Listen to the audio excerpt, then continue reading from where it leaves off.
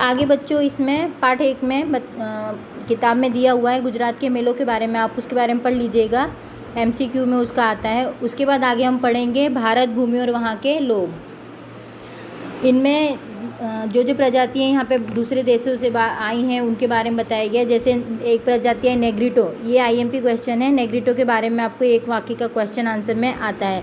Negrito यानी हबसी प्रजा। Negrito अथवा हबसी प्रजा भारत में सबसे प्राचीन निवासी हैं।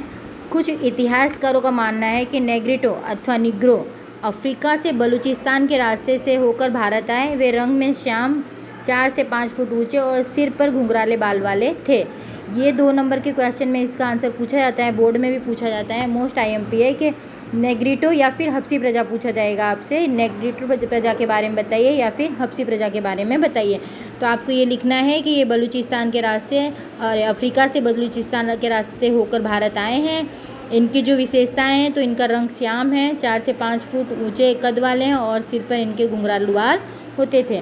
इसके बाद दूसरी प्रजाति है ऑस्ट्रेलियाई निषाद, ऑस्ट्रेलियाई प्रजाति, जिसे निषाद प्रजा के रूप में हम जान सकते हैं। यह प्रजा अग्नि एशिया से आई थी। इनकी विशेषता थी कि इनका रंग श्याम था, लंबा और चौड़ा सिर होता था इनका, छोटे कद की चपटी नाक इनकी शारीरिक विशेषताएं थीं। भारत में आर्य इन्हें निषाद के रूप में कहते हैं। भारत में सबसे प्राचीन जो प्रजाति उसे हम आर्य यानी हिंदू जो हैं वो आर्य कहलाते थे। आर्यों ने इन्हें निषाद का नाम दिया गया था। वे इन्हें निषाद कहते थे। भारत में भील प्रजाति के लिए निषाद शब्द का उपयोग किया जाता था। भारत की कोल, मुंडा जाति, असम की खासी प्रजा, ये जो है निषाद प्रजा के रूप में जानी जाती है। इनकी खासियत है कि ये मिट्टी के बर्तन बनाने में, खेती करने में, सूती कपड़े बुनने आदि कार्य कौशल के लिए जाने जाते थे। इनकी अपनी अलग धार्मिक मान्यताएं भी थीं। इसके बाद आते हैं द्रविड़ प्रजा। द्रविड़ प्रजा जो है मोहनजोदड़ो की सिंधु संस्कृति के सर्जक और पाषाण युग की संस्कृति के उत्तराधिकारी माने जाते हैं। उत्तर से आई विविध प्रजा की भाषा और सांस्कृतिक लक्षण बने हैं। कालांतर में ये द्रविड़ कहलाए। द्रविड़ों में माता स्वरूप में देवी अर्थात पार्वती और पितृ स्वरूप में परमात्मा अर्थात शिव की पूजा का ज्ञान दिया गया है। इसके बाद है द्रविड़ों की मातृभाषा। द्रविड़ों में मातृ प्रधान कुटुंब व्यवस्था प्रचलित थी।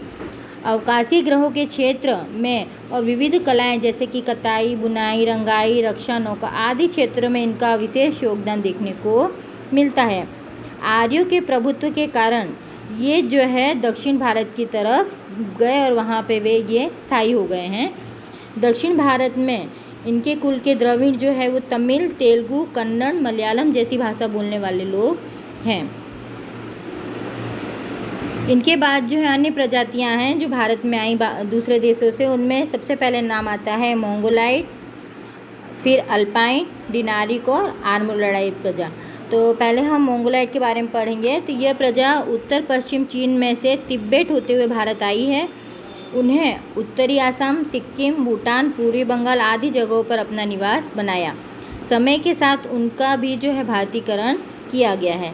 इनकी शारीरिक विशेषताएं थी कि इनका रंग पीला, चेहरा चिपटा, उभरे गाल और बादाम के आकार की आंखें जैसी शारीरिक लक्षण थे। इसके बाद है अल्पाइन, डिनारिक और आर्मेनोइड। तो ये मध्य एशिया से होते हुए जो है जो है मध्य एशिया से आई हुई प्रजा है। ये तीनों जातियाँ एक समान भौतिक गुणधर्म वाली जातियाँ हैं। इन प्रजा के अंश विशेष करके महाराष्ट्र, बंगाल, ओडिशा, गुजरात और सौराष्ट्र में अधिक प्रमाण में देखने मिलते हैं। इसके बाद आती है आर्य प्रजाति। तो आर्य जो है भारत की आर्य सभ्यता के निर्माता जो है माने गए हैं, यानी इन्हें नॉर्डिक भी कहा जाता है। इनके नाम जो है आर्य और नॉर्डिक भी थे। प्राचीन में हिंदू आर्य कहलाए। प्राचीन काल में जो है हिंदू जो थे वो आर्य थे, उन्हें हम हिंदू के रूप में जानते हैं। जिस प्रदेश में थे वह प्रदेश आर्यवर्त कहलाता था। प्राचीन काल में प्रथम आर्य जनसंख्या भारत में थी। वहाँ 7 बड़ी नदियाँ होने के साथ सप्त सिंधु का प्रदेश कहा जाता था। आर्यों में विशेषता थी कि प्रकृति प्रेमी थे। वृक्ष, पर्वत, नदी, सूर्य, वायु, वर्षा आदि की पूजा आराधना करते थे। यह है आर्य प्रजाति के बारे में। इसके बाद पाठ के अंत में हम पढ़ेंगे विरासत की देखभाल और संरक्षण। अभी हमने प्राकृतिक विरासत, सांस्कृतिक विरासत और जो भी प्रजातियां बाहर से आई अपने अपने साथ जो वहाँ की सभ्यताओं को, वहाँ के उनकी जो संस्कृति है वो किस चीज़ को मानते, वो सब उन्होंने विरासत हमारे भारत को दी है। अब इनकी देखभाल हमें कैसे करनी चाहिए विरासतों की, तो अपने प्राचीन ऐतिहासिक मूल्यवान और महत्वपूर्ण विरासत स्थलों को कोई हानि ना पहुँचाए तथा उनकी देखभाल करे। इसके लिए संविधान में नागरिकों के मूलभूत कर्तव्य का उल्लेख किया गया। भारतीय संविधान वाला पाठ आपने 9th में पढ़ा हुआ है। उसमें जो भी नागरिकों के मूलभूत कर्तव्य हैं उसके बारे में विस्तारपूर्वक समझाया गया है। उसमें से भारतीय संविधान के अनुच्छेद 51 क में भारत के नागरिकों के जो मूलभूत कर्तव्य दर्शाए गए हैं उसके बारे में बताया गया है। यह आप पाठ पढ़ेंगे तो उसमें आपको पता चलेगा। इसके बाद ये पाठ जो है पूरा होता है। आपको इसका स्वाध्याय जो है, क्वेश्चन आंसर, MCQ, ये सारे जो हैं अपनी नोटबुक में लिखने हैं।